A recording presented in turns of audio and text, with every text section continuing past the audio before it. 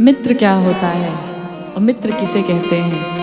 कहते हैं मित्र एक ढाल की तरह होता है जो हमारे सुख में तो सदैव हमारे पीछे चले, पर जब जीवन में दुख आए तो सदैव हमारे साथ ढाल की तरह खड़ा रहे। हमारे जीवन में दुख सुख विपत्ति कुछ भी आए तो सदैव हमारे साथ रहे। आइए मित्र क्या होता है इस भजन के माध्यम से सुनते हैं। कि हरदम करे जे विपत्तिया में मदतिया हो, संगतिया सच्चा हो के चाहिए। कि हरदम करे जे विपत्तिया में मदतिया हो, संगतिया सच्चा हो के चाहिए। हरदम करे जे विपत्तिया में मदतिया हो, संगतिया सच्चा हो के चाहिए। हरदम करे जे विपत्तिया में मदतिया हो, संगतिया सच्चा हो के चाहिए। मित्र सबका से बड़ दौलतिया हो, कि मित्र सबका से बड़ दौलतिया हो, संगतिया सच्चा हो के चाहिए। हरदम करे जे विपत्तिया में मदतिया हो, संगतिया सच्चा हो के चाहिए।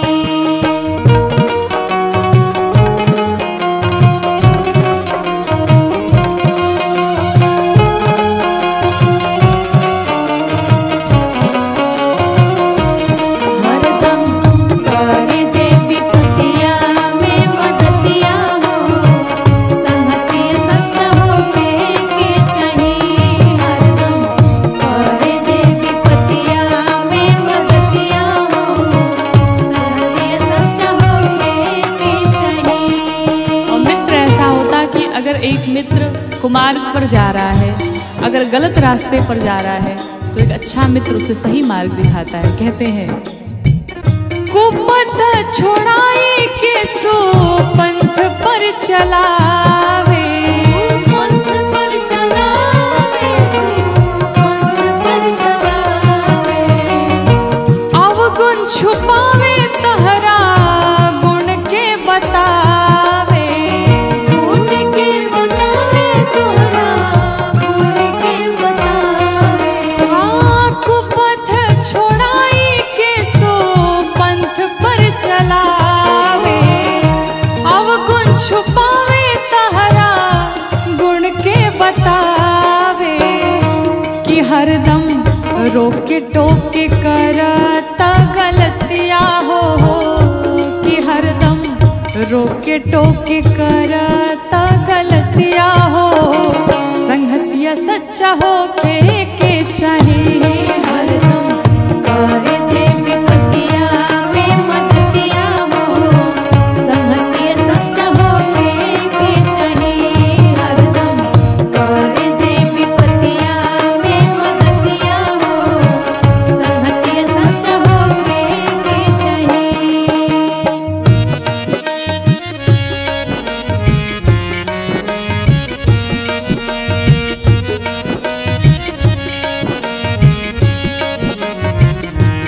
हरदम करे जे विपत्तिया में मदतिया हो, संगतिया सच्चा हो के चाहिए। हरदम करे जे विपत्तिया में मदतिया हो, संगतिया सच्चा हो के चाहिए।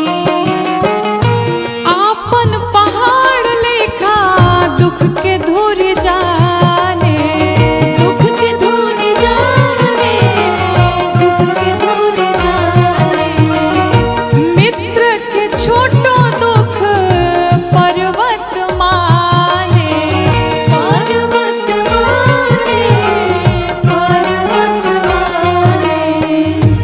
आपन पहाड़ लेखा दुख के धूर जाने, मित्र के छोटो दुख पर्वत माने। जे फतिया में धरावे लाहि मतिया हो, खतिया में धरावे लाहे मतिया हो, संगतिया सच्चा हो के चाहिए हरदम करे जे विपतिया में मदतिया हो, संगतिया सच्चा हो के चाहिए। हरदम करे जे विपतिया में मदतिया हो, संगतिया सच्चा हो के चाहिए।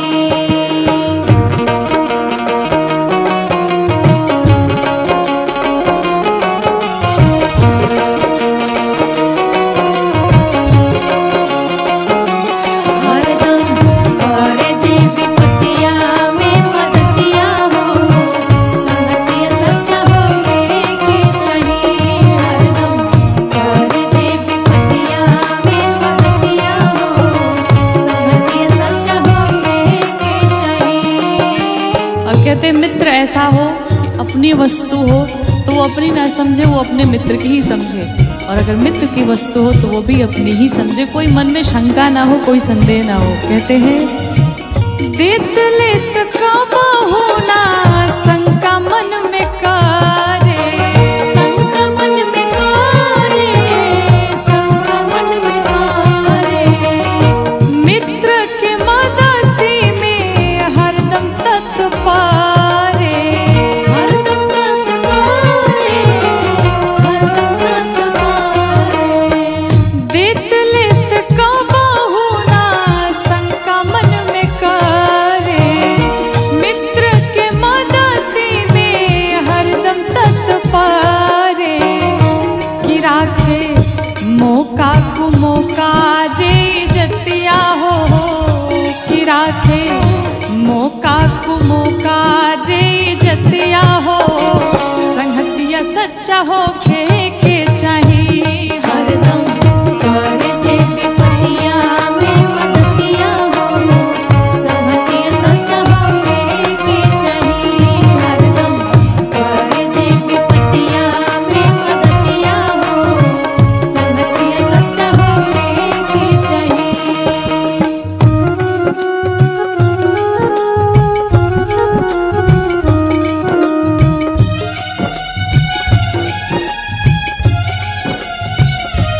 हरदम करे जे विपतिया में मदतिया हो, संगतिया सच्चा हो के चाहिए। हरदम करे जे विपतिया में मदतिया हो, संगतिया सच्चा हो के चाहिए। मित्र के दुख में जे होला ना दुखारी, होला ना दुखारी, होला ना दुखारी। ओकर मोह देखलो पाप ए शिकारी, पाप ये शिकारी, पाप ये शिकारी।